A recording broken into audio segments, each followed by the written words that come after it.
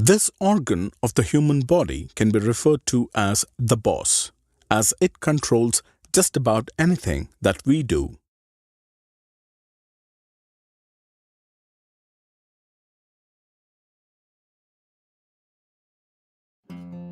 How do you remember what was taught in class?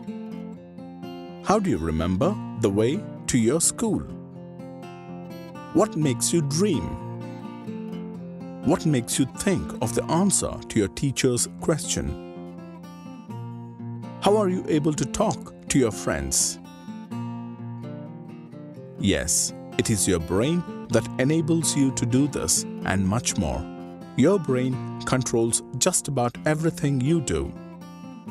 If the brain controls just about everything that you do, then it has to be connected to every organ in your body by some means.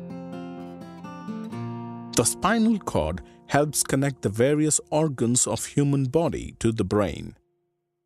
It carries messages to and from the arms, legs, and trunk of the body. The structure, like an extension cord that runs down the center of your back, is your spinal cord.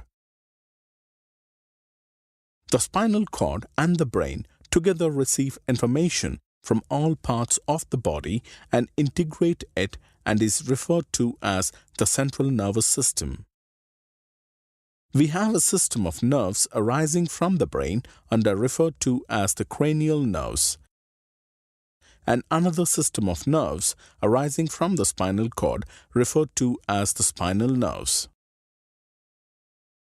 Cranial nerves carry messages to and from the ears, eyes, nose, throat, tongue, and skin on your face and scalp.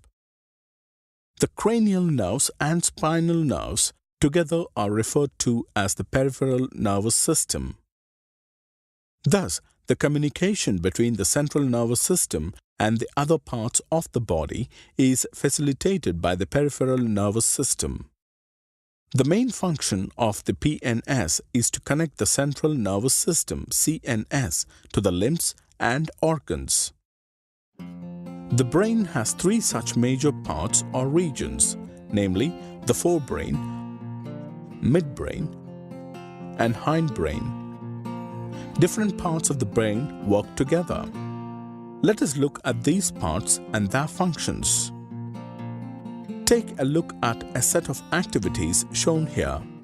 How do these three sets of activities differ? Actions such as answering and taking a decision are examples of voluntary action that require us to think. Actions such as breathing, heartbeats, and digestion of food are involuntary actions that happen even if you do not think about it. Actions such as cycling, balancing, and coordination are actions that require precision of voluntary actions. Different parts of the brain control these different types of actions. The cerebrum is the largest part of the brain that constitutes the forebrain. It is associated with functions such as thought, speech, and all voluntary actions. The cerebellum is situated in the base of the brain. The function of cerebellum is to control motor movement, coordination, balance, and equilibrium. In lower classes, when you studied about the bones and joints, you learned about the skull. Can you name an important function of the skull? Yes, the skull protects the brain. The brain sits inside a bony box. Inside the box, the brain is contained in a fluid-filled balloon which provides further shock absorption.